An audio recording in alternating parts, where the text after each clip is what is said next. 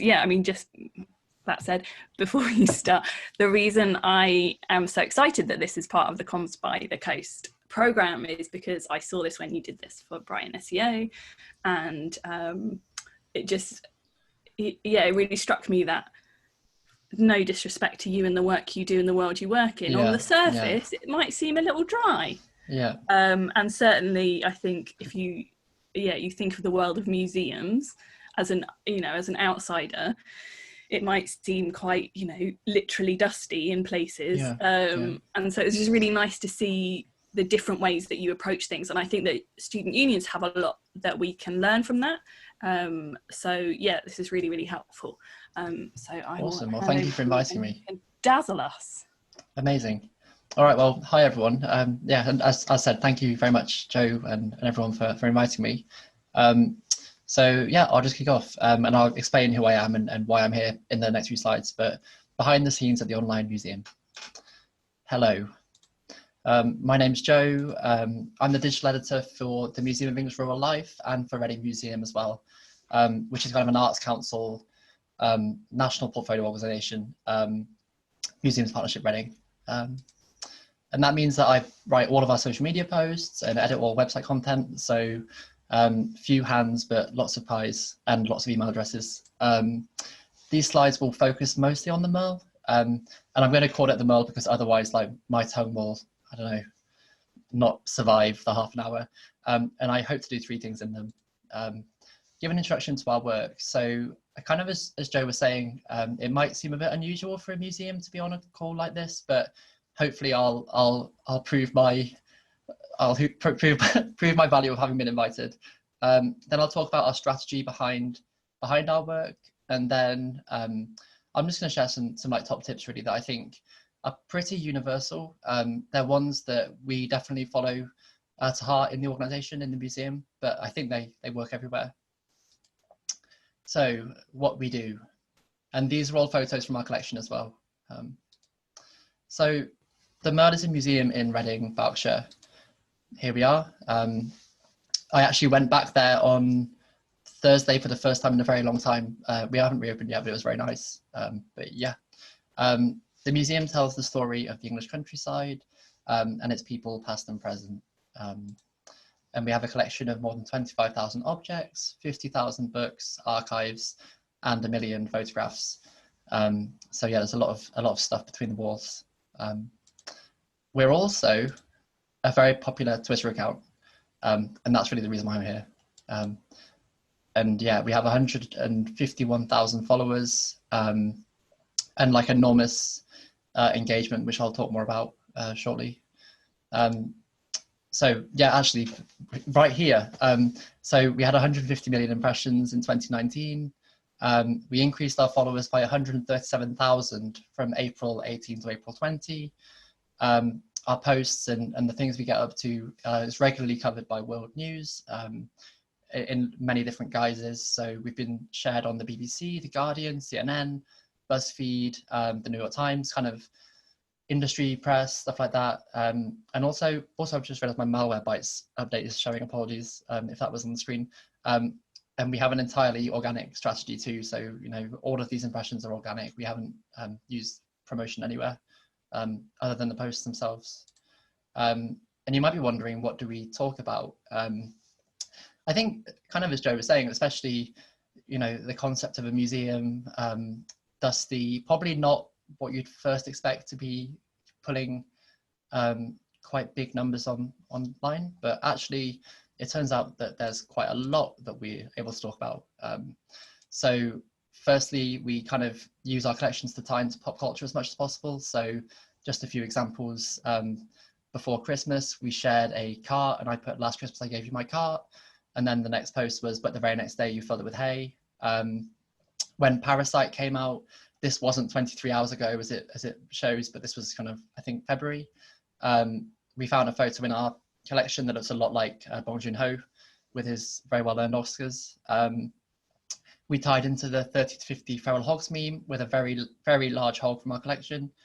And then we also did OK Boomer with a lovely broom head, a besom broom head from our collection. And all of these got thousands of likes.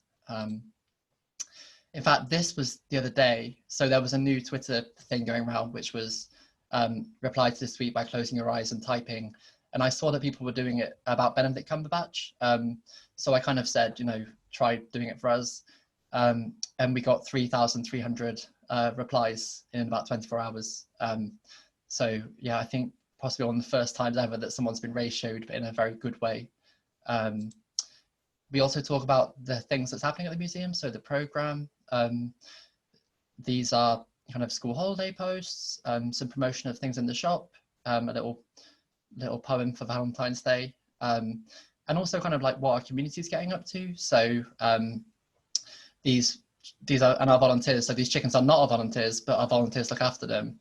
And we have a lovely garden and they work in there. I did a thread about that and kind of, got my hands dirty doing some coppicing of hazel, which was amazing actually. And in recent months, kind of talking about programming, our digital content has replaced our programming, but I'll talk more about that later on. Another thing we talk about a lot is the car park, which might seem, again, very strange, but basically the car park, but also like infrastructure or announcements. So I often would, when I was in the museum, we'd get emails saying like, the car park's going to be closed. Can you let people know? And no one likes, a post that just says like the car park is shut, don't park here. Is kind of boring, and people who follow us for the funnier stuff or the more interesting stuff won't be interested in that at all. So instead I started building up ridiculous narratives about what the car park was getting up to. I just got an... I don't know what that is. Oh, it's the chat, sorry. So I said that we're digging a tunnel to Australia, and it got 1,000 likes, and I think it's probably one of the most popular car park closure announcements of all time, although I haven't done the maths. And we've gone viral on a few occasions too. So there was an occasion in February 2019 where we found a bat in our rare bookstore. This was my predecessor actually, who wrote this thread. But yeah, we kind of photographed it, did some kind of meme style posts about it too, but also combined that with a lot of kind of backstory about what the bat was, its like relevance and significance as a species and a breed. And yeah, it just popped off really, really well. I got like 10,000 retweets and lots and lots of impressions and engagement. This is another one where we were looking through just the kind of like the books in our archives, and in a farming diary from the 18th century, we found that an 11-year-old boy had drawn a chicken in some trousers. And again, it went viral with 20,000 retweets, and J.K. Rowling weighed in as well, which was a big deal then. Then this was another one from last year, where we have some like secondhand books in our museum shop, and someone was just browsing through it and they found a book that they had owned themselves as a child, and they worked that out by basically finding their sister's name in the front cover in a kind of hieroglyphics that they'd made up. And we turned that into a thread, and it did really well, and I think it ended up in like the Guardian and places like that. And then lastly, this is our most famous tweet. Look at this absolute unit, which is a Exmoor horn sheep from our collection. As I said, we have hundreds of thousands of photos of kind of rural livestock, but this particularly hench fella got 109,000 likes and just under 10 million impressions. So yeah, it went really well. And yeah, so now I guess just the strategy that actually informs this. It might all seem a bit weird. I mean, notwithstanding being a museum on this call, but I think the whole way that we're using social media, we use Twitter in a way that's very informal, casual, spontaneous, and sometimes privileging kind of lightheartedness over the more serious stuff. But what's really important is so does our audience. That's exactly how they use social media. People are silly, people are irreverent, memes, kind of the rate with which they kind of appear and disappear, and how silly and strange they are is so, I don't know, like ubiquitous. And so it really makes sense to try and keep up with that pace, or at least not to pretend like it doesn't exist. And so really what we privilege, rather than kind of silliness or tweeness, is like accessibility and being engaging. So, you know, we want to share things from our collection in ways that are actually resonating with our audience, you know. So not leading with a kind of dry fact about agriculture in the 19th century, but instead to find even like a photo of a funny sheep, and then use that as the way into talking about things that are more serious. And often that kind of sequence of doing things works really, really effectively. And yeah, our strategy is fully audience first, as suggested, really. We're always thinking about them, and always thinking about the user. And really, when you think of it, this is the same as in the museum. You know, a museum is built as a place, a good museum is built as a place for, you know, visitors to participate and have a kind of like relevant experience. And yeah, that's exactly the same as we're doing on social media, to the extent that we actually think of our digital audience in terms of digital visitors. And that kind of runs across our entire social media approach, but also our website as well. And yeah, while we remain closed, they're our only visitors, which has been really important. I think it's really important to say that a lot of the work we do is really reactive, kind of as shown through the pop culture stuff, especially. So yeah, like the absolute unit was I think look at this absolute unit was just like a meme phrase in culture in 2018 that we just co-opted for this sheep.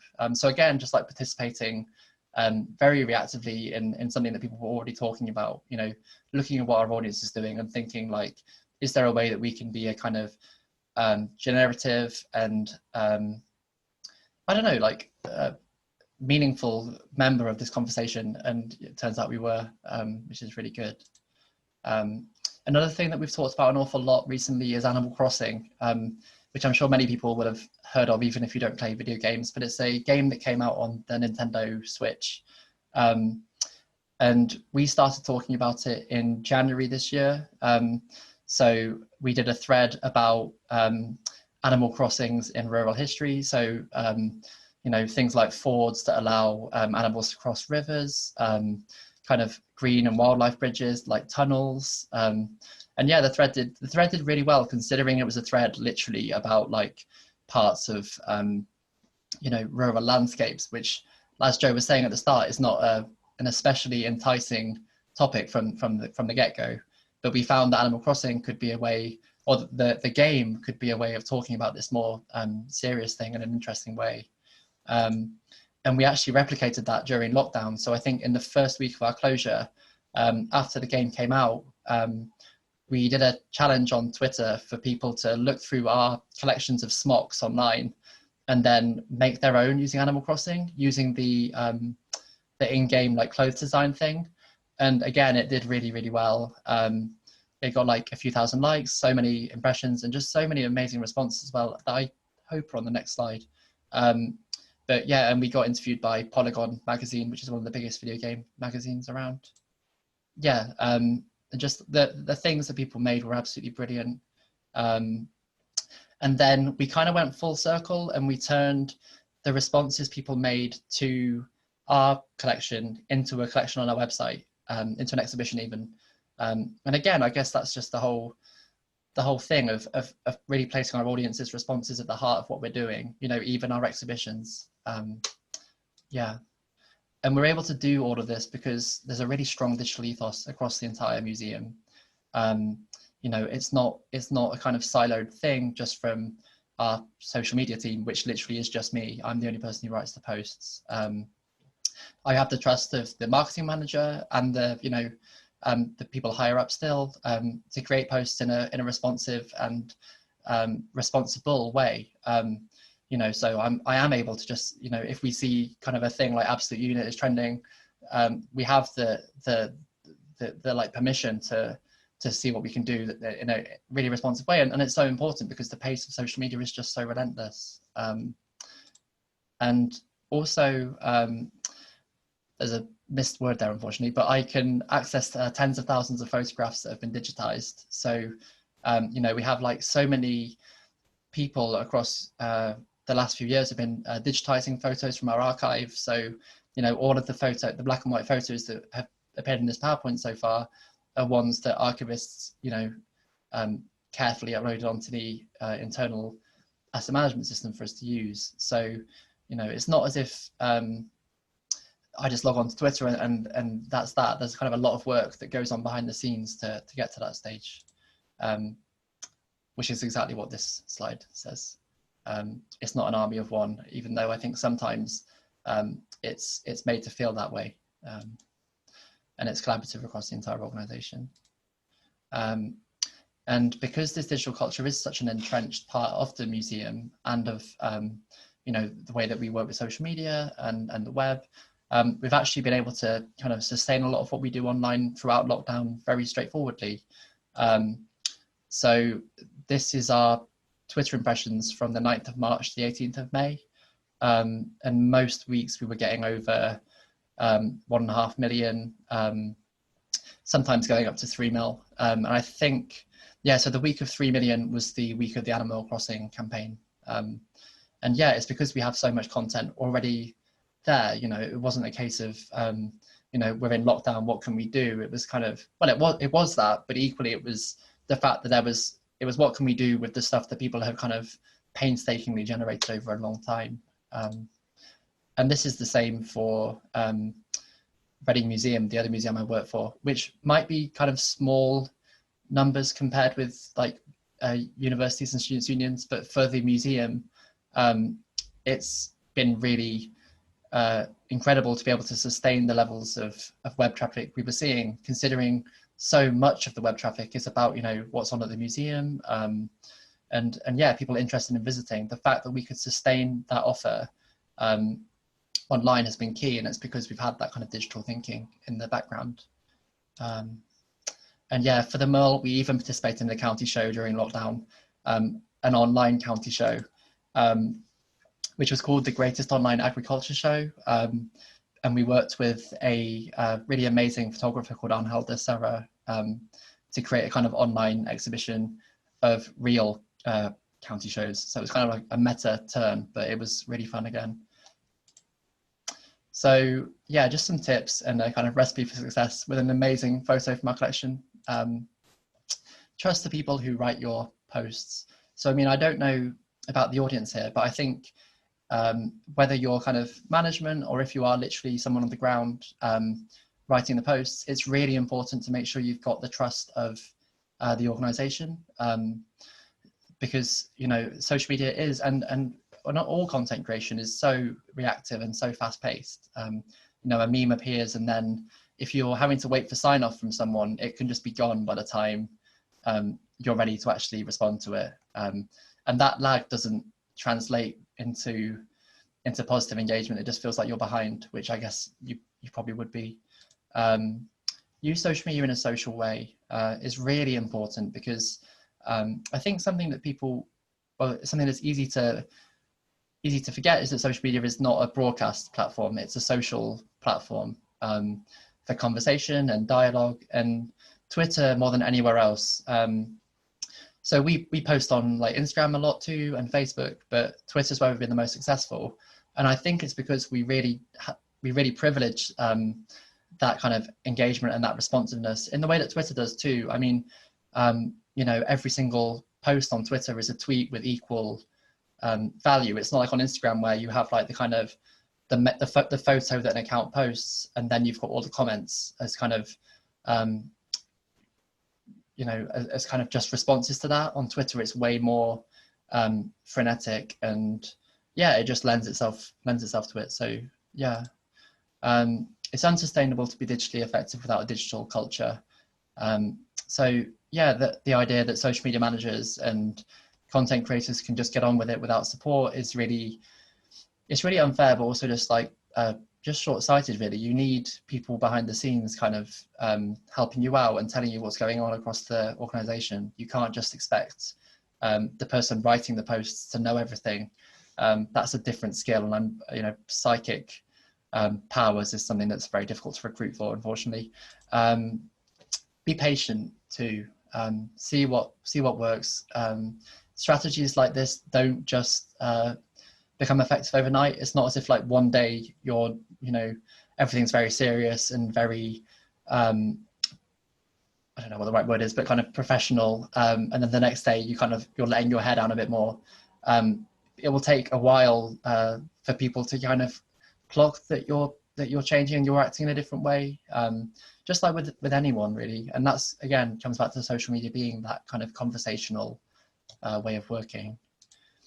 And yeah, lastly, just keep it simple. I think it's very easy to overthink a lot of these things, and really, I think what Twitter goes to show is that in the same way that tweets are just 280 characters, you can do so much with kind of simple ideas, which can have enormous impact. It doesn't have to be that everything, like every activation that you do or every campaign is a really multifaceted, complex thing.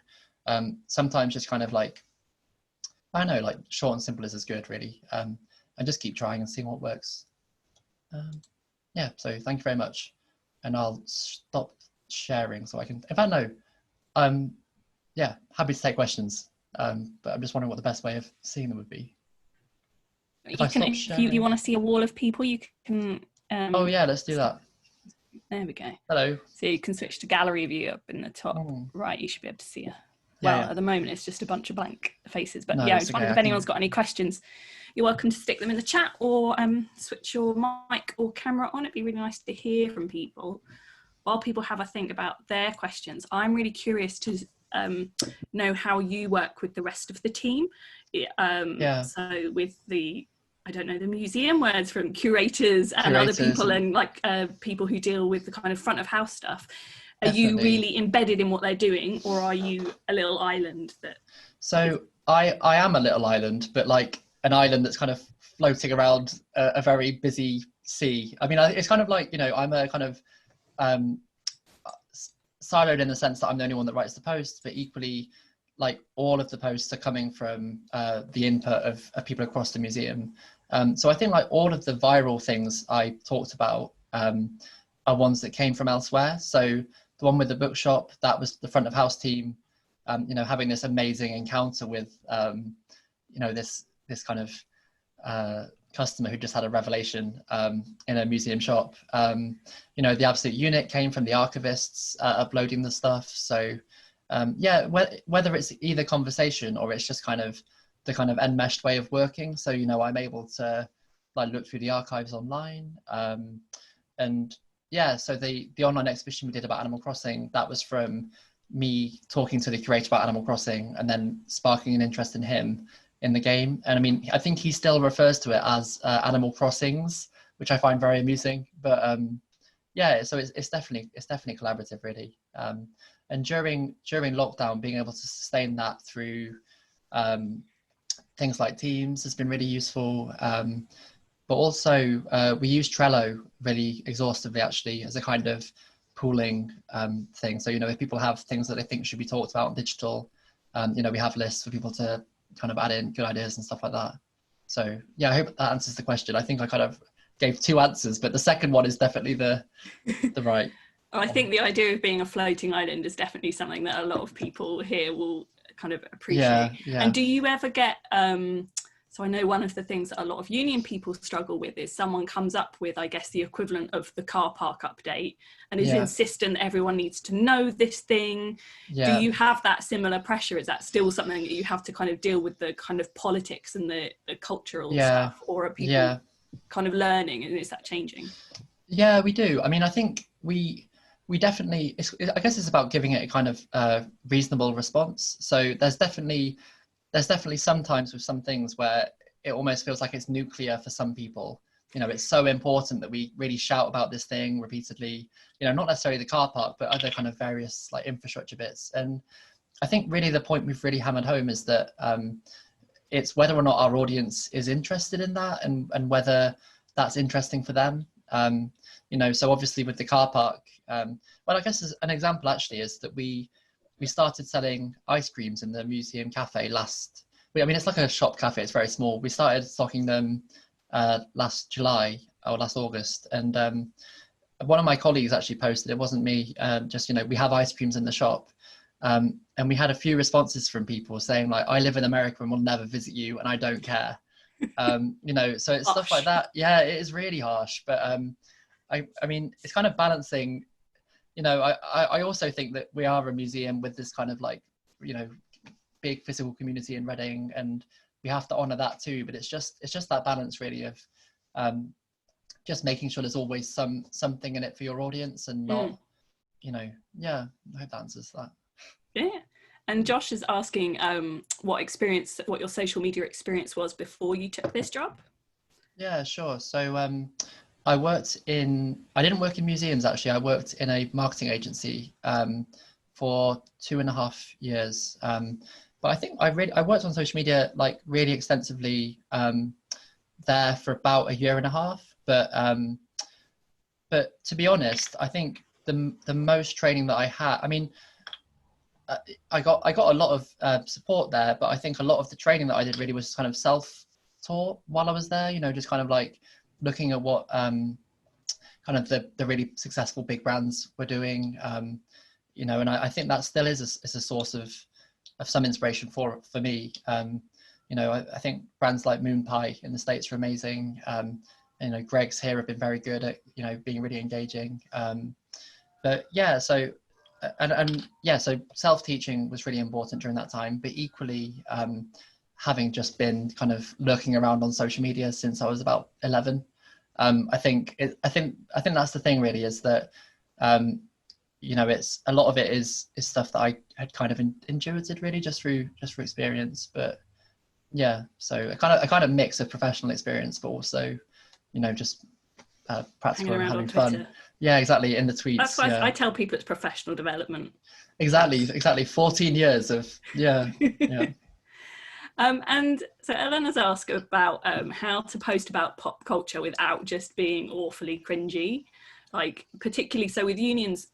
I mean, the stereotype of students being all 18-year-olds is not true for most unions, so they are diverse. But I think often the people who are doing comms are sometimes of a slightly different generation, or like making sure it lands properly is really tricky. Have you had any fails, or, you know, have you got any tips on how to do it without just looking like someone's awful dad? It's really tough. There's that meme, isn't there, of how do you do fellow kids? The Steve Buscemi one. That's my life. That is me. Yeah, I know. I can imagine. And I think it's really tough, isn't it? Because it's kind of, I sort of think probably the best way I can answer is how I think about this in a practical way. Is like, I only try and talk about things if we have some sort of like meaningful hook into it. So I guess like, or not trying to force it really. So, you know, with the Absolute Unit, we were very privileged to have an enormous boisterous sheep that we could share. It is unquestionably an absolute unit. It is unquestionably an absolute unit, yeah. And I think that's the thing, is that kind of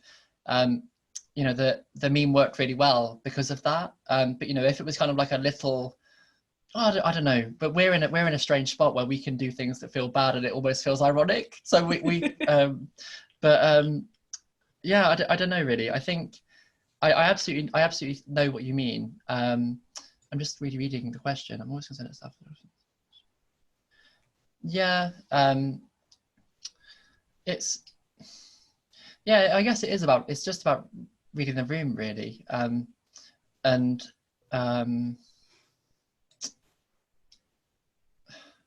certainly think in my experience, like we're trying stuff. Yes. Because not everything will land, and not everything will land with everyone. No, exactly. I'm curious to know if you know, in my head, the MERL is this like internet hero, you know, internet celebrity almost. But do you have haters? Do you have people, you know, who don't like what you do, who tell you that? Because again, unions certainly do. I'm curious to know. No, I know. Well, what the reaction's like. Yeah, so I think it's interesting. So the reason why I have my ac.uk email is because the MERL is part of the Uni of Reading.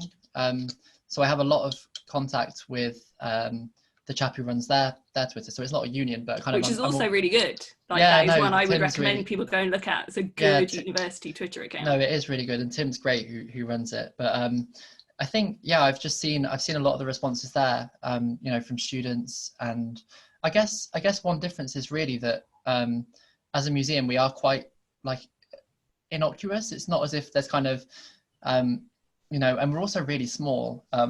You know, I mean, if someone came to the museum and had a bad time, I guess they'd tell us about it. But I don't know, it's different really. But we do get some stuff every now and then, which is negative. But by and large, it's mostly quite positive. More positive than I would expect, really. And I think, I mean, that's kind of the spirit of what you do. Like, you post nice, wholesome content. Yeah, exactly. You're not out to get anyone. It's not at anyone's expense. Well, I think that's one thing possibly to emphasize, actually, is that we're very interested in all the ways that we can use the collections, you know, as kind of widely as possible. So, you know, I think there's this kind of perception that museums are just for kind of walking into, kind of looking very somber and thoughtful, and then walking out and, you know, saying, oh, a bit like, you know, going to the cinema or something for a kind of serious film. But actually, there's lots of ways you can use museum collections that are kind of very kind of engaging, whether that's kind of outreach for like young children or different communities, or just, for like general lighthearted entertainment where possible. And I think that's definitely something that we try to focus on, is just kind of creating that value. But yeah, like the wholesome thing definitely has worked really well for us. I mean, what I'm taking away from this is that I should just be posting more sheep pictures and maybe some cows. Like, that's what I've learned from today. I'm very glad. I mean, I think it's really just it's really just experimenting, but also you know, like listening to it's tough really. I'm not as hot on student union comms, but that's right, we'll let you off. Yeah, thank you. But yeah, no, I'm glad you've taken that away. That's a good takeaway.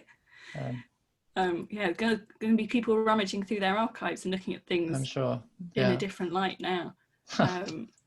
Awesome. Well, thanks. That was really, really useful and interesting. You. And yeah, I'd absolutely recommend following the MERL, just for, like I say, some nice, pure, wholesome content. Oh, I have one more question for you. TikTok? Oh, right, yeah. So we definitely have tried to grow our Instagram a lot, because I think Instagram possibly is the most worthwhile one for us to be pursuing. But yeah, we've thought about TikTok a lot. I mean, I tried to register the MERL username last week and found it was just taken by someone on the other side of the world or something, like, and they never posted. But I don't know. I think we've certainly thought about it. I think it's just making sure we could do a good job of it. You know, and because I think video is very different, really. It's one thing to kind of write funny posts and use, you know, funny pictures of sheep from our archive, but it's another thing to kind of make convincing, you know, quality video. So yeah, but we're definitely thinking about it. Because also, I guess your content at the moment is the star, and it's the stuff directly from the archives and occasionally the stories from around it, whereas TikTok's so much more like, here's a person doing a thing. Yeah, for sure. Like, I wouldn't be comfortable doing that, but I think if we were to get TikTok, we'd have to you'd have to have someone who was a very strong personality, really. I think that's, you know, I feel like from the MERL, you know, I'm the one who writes the post, but it's not me posting, it's the MERL, and people don't think of me when they see the post. But with TikTok, I think the best accounts, like, it always is mediated through, you know, the personality, like a strong, interesting person. So, well, give it a few weeks and maybe we'll see you dancing in front of the you probably won't. But yeah, I would love that future where that happens, but I can't see it. Awesome. Oh, well, thank you so much for joining us today, and thanks everyone else for coming to watch this. I'm gonna edit this up, pop this online, and perhaps grab your slides so that people can have a look as well. Awesome. But yeah, no, go follow the MERL, go look at nice, wholesome content. Yeah, and good luck with social media, everybody. Yeah, and yeah, we'll see everyone else hopefully at some more sessions this week. Yeah, see you everyone. Thank you for coming. Oh, thank you. Bye.